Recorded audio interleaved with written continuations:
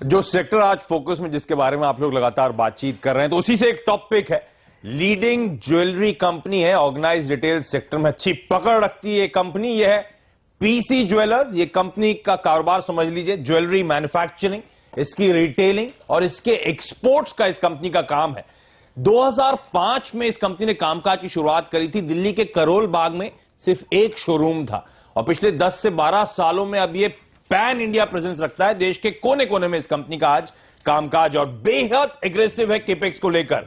इसी महीने 10 तारीख को 10 जनवरी को घोषणा करी कि 69th शोरूम हरियाणा के सोनीपत में खोल रहे हैं और 21 तारीख यानी कि पिछले सैटरडे को खबर आई कि 78th शोरूम खोला जा रहा है, जो कि एक और लोकेशन होगी दिल्ली में जहां पे ये शोरूम होगा। अब देश के 55 शहरों पर यह कंपनी है।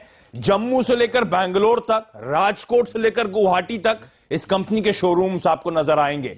यही नहीं, इस कंपनी की खुद की इन हाउस मैन्युफैक्चरिंग सेटअप है।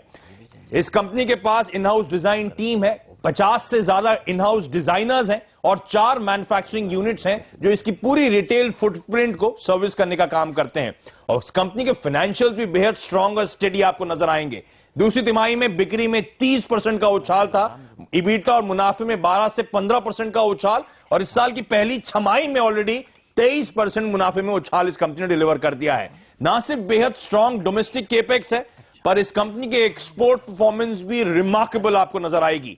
दूसरी तिमाही में एक्सपोर्ट से आए 100% का उछाल 750 करोड़ रुपए पे पहुंची। मार्जिन 5.5% सुधर कर 8.8% पे इस कंपनी के पहुंचे हैं। इस तरह का परफॉर्मेंस है और अब एक्सपोर्ट से कुल आय का 35% रेवेन्यू ये कंपनी कमाती है। डीमोनेटाइजेशन उसका नियर टर्म इंपैक्ट है, क्योंकि पीसी ज्वेलर्स की ऑलमोस्ट 32% सेल्स कैश में होती थी, पर इसीलिए आपने देखा स्टॉक साल के जो हाईज थे 531 के, वहां से 28 से 30% करेक्ट हो गया था। पर अब जैसे से रीमोनेटाइजेशन हो रहा है इकोनॉमी का, हालात वापस नॉर्मलाइज हो रहे हैं और ज्यादातर लोग मानते हैं डीमोनेटाइजेशन के चलते ऑर्गेनाइज्ड ज्वेलरी सेगमेंट को लंबी अवधि में भरपूर फायदा होने वाला है। न सिर्फ डीमोनेटाइजेशन बल्कि पैन कार्ड ट्रांजैक्शन जो इंप्लीमेंट करने की बात है या फिर ज्वेलरी की हॉलमार्किंग मैंडेटरी करने की बात है, ये सब ऑर्गेनाइज्ड रिटेल सेक्टर के लिए भरपूर फायदा लाने वाला है। जिस तरह का एग्रेसिव रोल आउट है इस कंपनी का, कहा जा रहा है अगले 2 से 3 सालों में पीसी ज्वेलर इस देश की टॉप 3 पैन इंडिया प्रेजेंस वाली कंपनीज में से एक होगी। यह कंपनी लगातार अपनी बैलेंस शीट मजबूत कर रही है। हाल में आपको याद होगा फंड रेजिंग करी थी डीवीआई मॉरिशस और फिडिलिटी से, ऑलमोस्ट 250-260 करोड़ रुपए के आसपास की फंड रेजिंग थी। तो एग्रेसिव केपेक्स जो है, रिटेल प्रेजेंस जो बढ़ाने की कोशिश है, मैन्युफैक्चरिंग फैसिलिटी जो बढ़ा रही है, उसको फंडिंग करने में आसान होगा इस कंपनी को। लगातार नए कलेक्शंस, इनोवेशन से कंपनी डिलीवर कर रही है। इनफैक्ट स्टडेड ज्वेलरी जिसे हम कहते हैं जड़ाऊ, उस पर इस कंपनी का फोकस बढ़ रहा है, जिससे मार्जिन्स में एक तगड़ा एक्सपेंशन देखने को मिलेगा। सोने की कीमतें 2 महीने के हाईस पे $1200 के ऊपर कामकाज हो रहा है। इससे मार्जिन्स को टेलविंड यानी कि बढ़ावा मिलने वाला है।